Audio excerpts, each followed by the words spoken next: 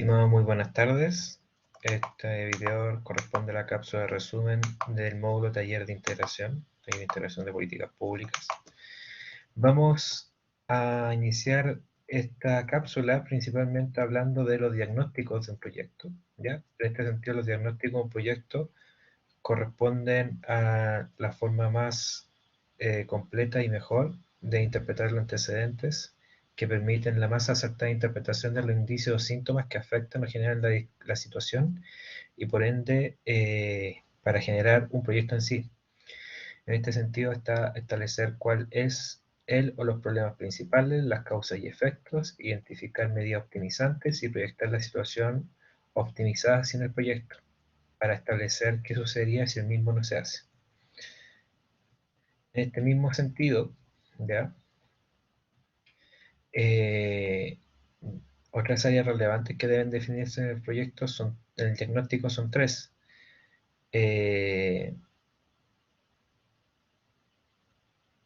Por ejemplo, como el área de bajo estudio, cuál es el área que será objeto tanto del diagnóstico como al menos en parte del proyecto. Área afectada por el problema es el espacio físico en el que se registran las condiciones del subdesarrollo y sobre la cual se identificarán causas específicas para que puedan ser objeto del proyecto, y área de influencia del proyecto, que es el área que va a ser afectada por el proyecto de manera directa o indirecta. En este sentido, ¿ya? El levantamiento de información del proyecto demanda adaptar el trabajo de campo terreno a las siguientes fases: detección de necesidades, identificación del problema, planteamiento y formulación del problema, sistematización del problema, restricciones, determinación de objetivos.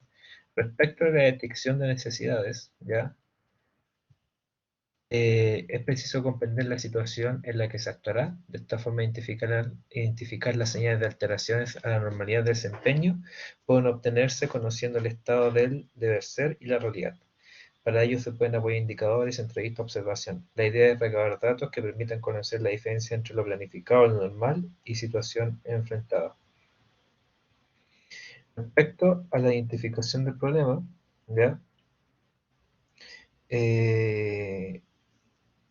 Se basa fundamentalmente en la consulta cuál es la situación a resolver, investigar o intervenir a partir del diagnóstico y las necesidades. Esta dimensión incluye el planteamiento del problema. Las necesidades detectadas deben llevar al planteamiento del problema, que parte de la identificación y descripción de situaciones sintomáticas observadas y que se deben relacionar con las causas que lo originan. La formulación del problema, donde se hace necesario plantearse interrogantes que concreten y definen cuál es el problema a resolver, fruto de la observación, descripción, explicación y predicción de los fenómenos. Las restricciones, ¿ya? Identificar cuáles van a ser las limitantes o desafíos a todo orden que deben ser considerados al momento de sistematizar el problema. Elementos relacionados, por ejemplo, a restricciones técnicas, financieras, legales o de carácter similar. Por otra parte, tenemos la determinación de los objetivos. Cabe señalar que los objetivos son el eje principal, ¿ya?, de un proyecto. En este sentido, nosotros contamos con un objetivo general que constituye la formulación de aquella meta final última que dará como cumplido el programa o proyecto, ¿ya? Mientras tanto, los objetivos específicos son aquellas metas intermedias, las cuales fortalecerán el desarrollo del objetivo final. Ahora bien, dicho lo anterior, nosotros tenemos que revisar las etapas de elaboración de un proyecto, ¿ya? En este sentido, algunas de las etapas de elaboración para estos efectos son las siguientes. Son la etapa de idea, cuál es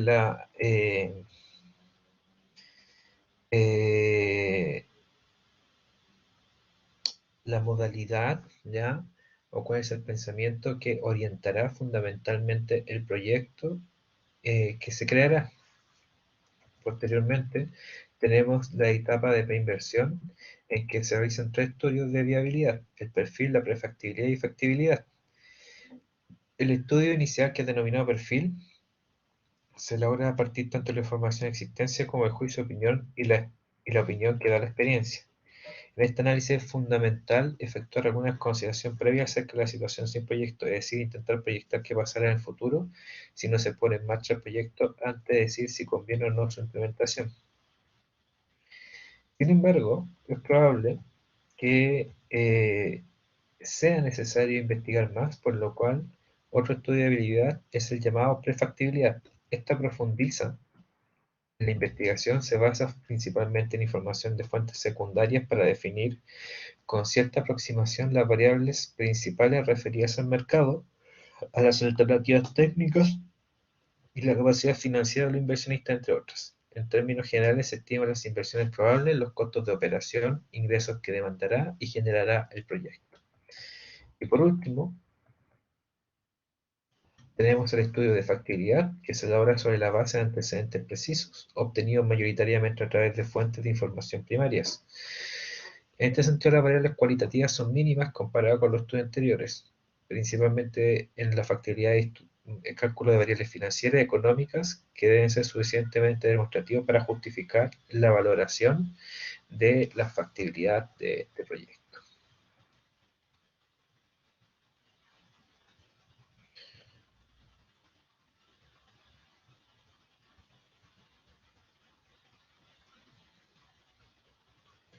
Otro elemento que es fundamental a la hora de definir proyectos es dónde vamos a localizar el mismo, ¿ya? O dónde se va a impactar. Por lo mismo, para la implementación tengo que considerar factores ambientales, medio y costo de transporte, disponibilidad y costo de mano de obra, cercanía de la fuente de abastecimiento, cercanía del mercado, costo y disponibilidad de terrenos, topografía de suelos, estructura impositiva y legal, disponibilidad de agua, energía, otros suministros, comunicaciones y la posibilidad de desprenderse de desechos según Zapac Chain. En este sentido, ¿ya? En el estudio de proyectos, según el mismo Zapac, se determinan dos grandes dimensiones. Uno es la formulación y preparación, que es definir todas las características que tengan algún grado de efecto en el flujo de ingresos y egresos monetarios del proyecto y calcular su magnitud. Y dos, buscar la evaluación, que es buscar determinar cómo se reditúa la inversión del proyecto y es posible distinguir tres subetapas: la medición de cómo reditúa el análisis de costos del proyecto y también la ganancia social o el valor público que éste genera. Cabe señalar que el análisis cualitativo complementa la evaluación realizada con todos aquellos elementos no cuantificables que podrán incidir en la decisión de realizar o no, en la decisión de realizar o no el proyecto. Respecto a los tipos de proyectos, tenemos distintos tipos de proyectos según naturaleza, área, fin que buscan, clasificación de proyectos privados y clasificación de proyectos públicos o sociales. De acuerdo a su naturaleza son dependientes, que son aquellos proyectos que para que se realicen dependen de la ejecución de otros. Independientes, proyectos que no dependen de la ejecución de ningún otro para poder realizarse. Y mutuamente excluyentes, que son proyectos operacionales donde aceptar un proyecto impide que no se haga el otro o lo hace innecesario. De acuerdo al área al que pertenecen, al área productiva, que se utilizan para producir recursos de infraestructura económica que faciliten el desarrollo de futuras actividades como por ejemplo caminos, canales, electrificación, telefonía, de infraestructura de salud social, que se dirigen para solucionar limitantes que afectan a las personas propiamente tal, regulación y fortalecimiento de mercados, que son proyectos que apuntan a clarificar y normalizar las reglas de juego en los mercados o fortalecer el marco jurídico en los mismos, y de apoyo de base, que son aquellos dirigidos a apoyar los proyectos de tipología anteriores.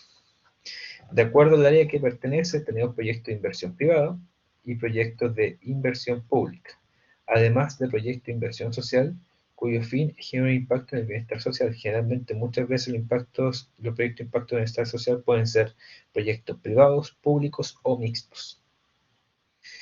Y respecto a la clasificación de proyectos privados en función al impacto de la empresa, tenemos la creación de nuevas unidades de negocios o empresas, cambios en las unidades de negocio existentes, y en materia de proyectos públicos sociales, tenemos fundamentalmente proyectos de infraestructura vinculados con obras civiles, construcción, etcétera, ¿ya?